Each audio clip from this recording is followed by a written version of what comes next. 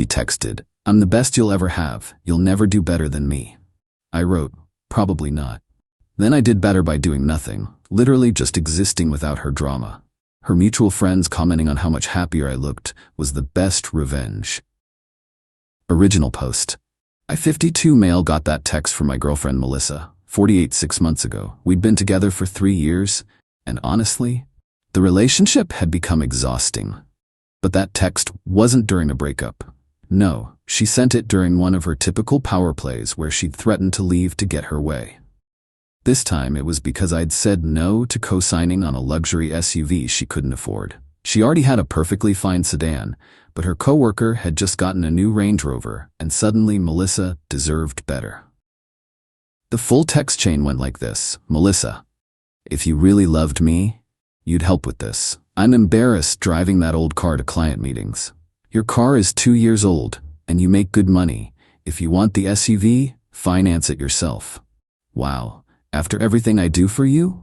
I cook, I make your life better, I'm the best you'll ever have. You'll never do better than me, remember that. Probably not. What? You're probably right. You're probably the best I'll ever have. Damn right. So, are you going to co-sign or not? Not. Then maybe I should find someone who actually appreciates what they have. Okay. Okay, that's all you have to say? What else is there? You want to find someone else? Go ahead.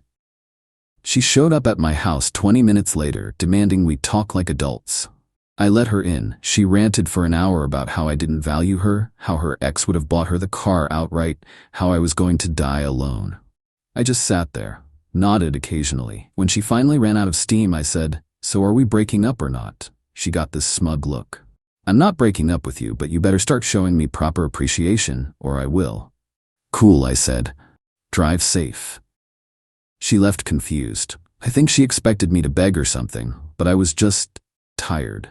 3 years of everything being a negotiation, a power play, emotional manipulation disguised as communication. Every holiday ruined by some manufactured drama. Every nice dinner interrupted by her finding something to be offended about. That night, I did something radical. Nothing. I didn't call, didn't text, didn't post anything on social media about being sad or lonely. Just went to work, came home, watched the game in peace. Made myself a steak dinner without anyone complaining that I was using too much seasoning or that red meat would kill me. It was nice.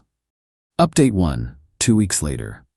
The silence lasted exactly 3 days before Melissa started bombing my phone. I didn't block her, just didn't respond. Let them pile up. Hello? I know you're seeing this. Very mature, giving me the silent treatment. This is exactly why you'll never find anyone better. I'm done playing games. Call me back or we're through. Fine, your loss. Why aren't you fighting for us? I'm seeing Brad from my office for drinks tomorrow. FYI. That last one almost got a response. Almost. Brad was this guy she'd been using to make me jealous for months. Instead, I went bowling with my buddy Terry. Posted a picture of us with our beers, captioned "Boys Night, life's good." Melissa's best friend Dana called me the next day. "What did you do to Mel?" "She's losing it." "Nothing, literally nothing." "She says you're ignoring her." "She said she wanted to find someone who appreciates her. I'm letting her." "You know she didn't mean it?" "Then she shouldn't have said it." "Look, between you and me, Brad's not interested. He's actually gay, but Mel doesn't know that.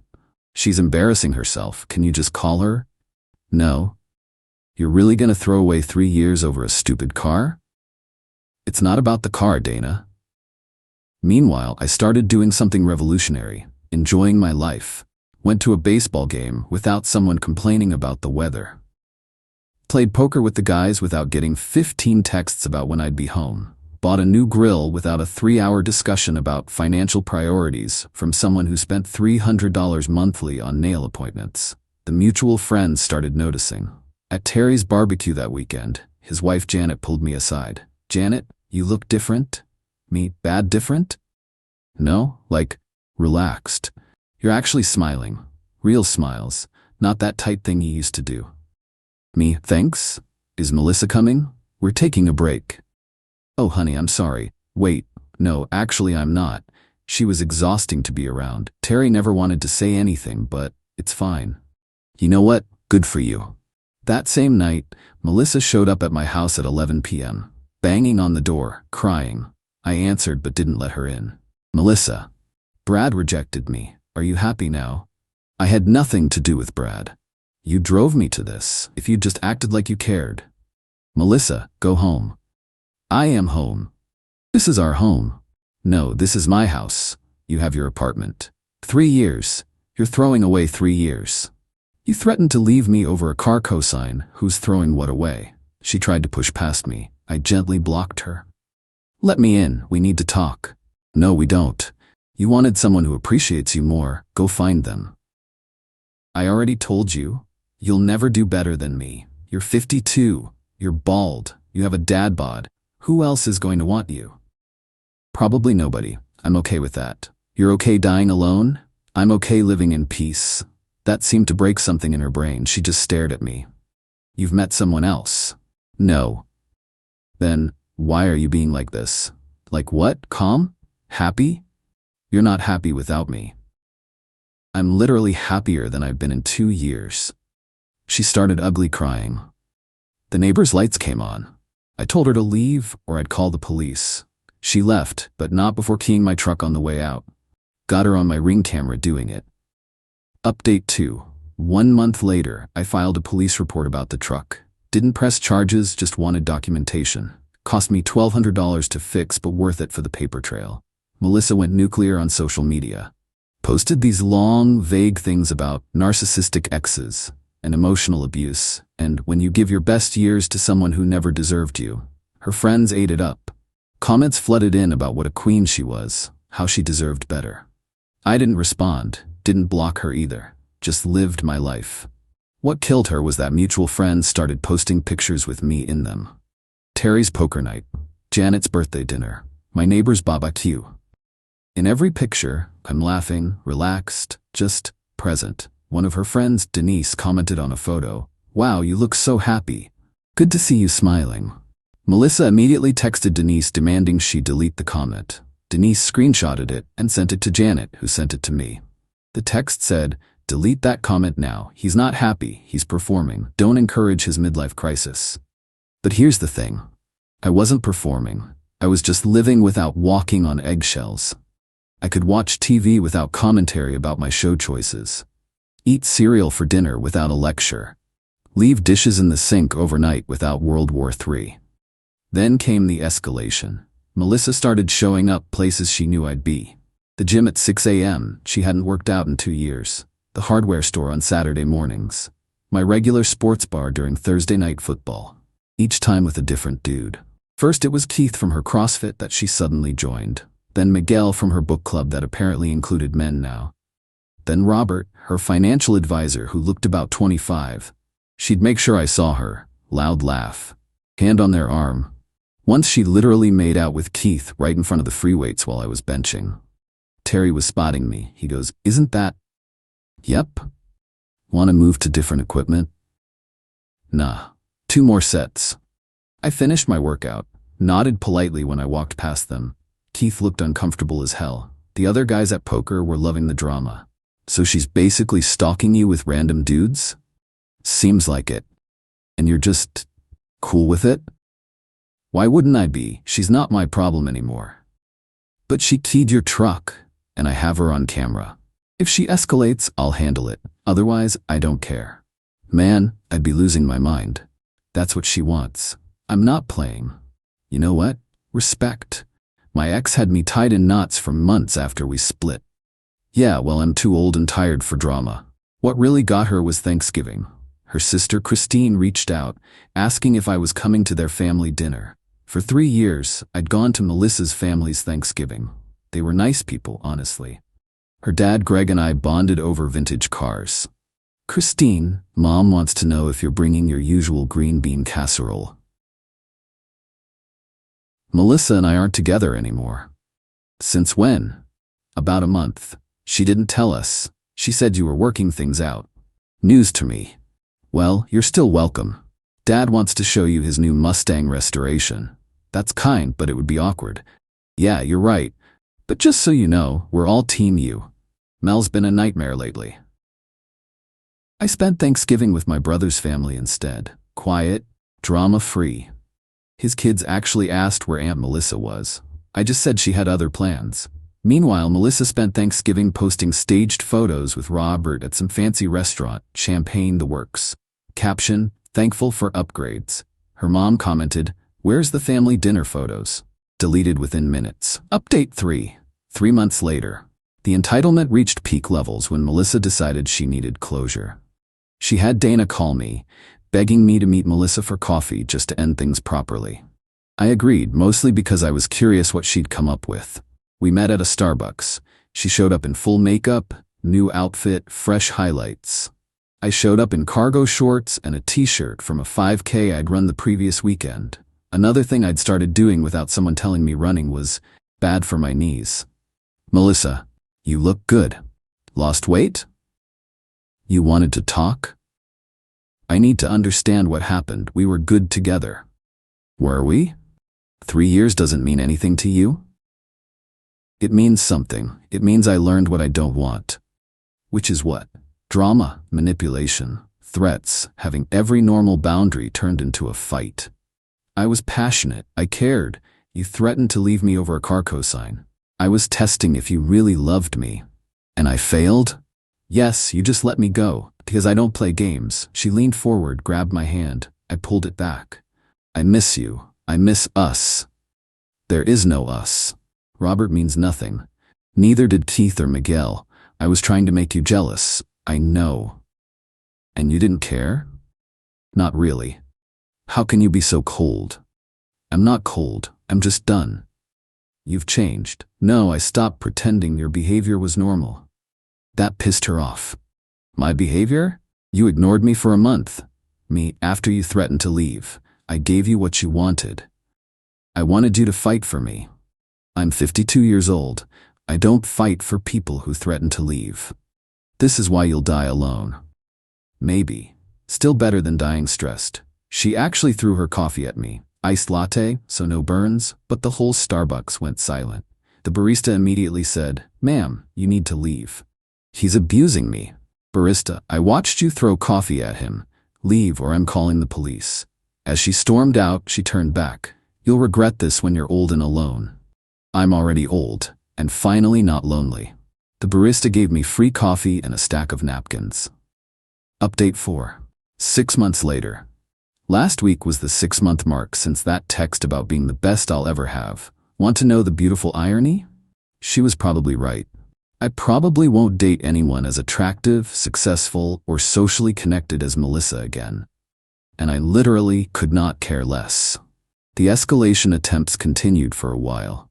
She had her lawyer send a letter demanding I pay her back for household improvements she'd made to my house. Apparently, buying throw pillows and organizing my spice rack counted as improvements.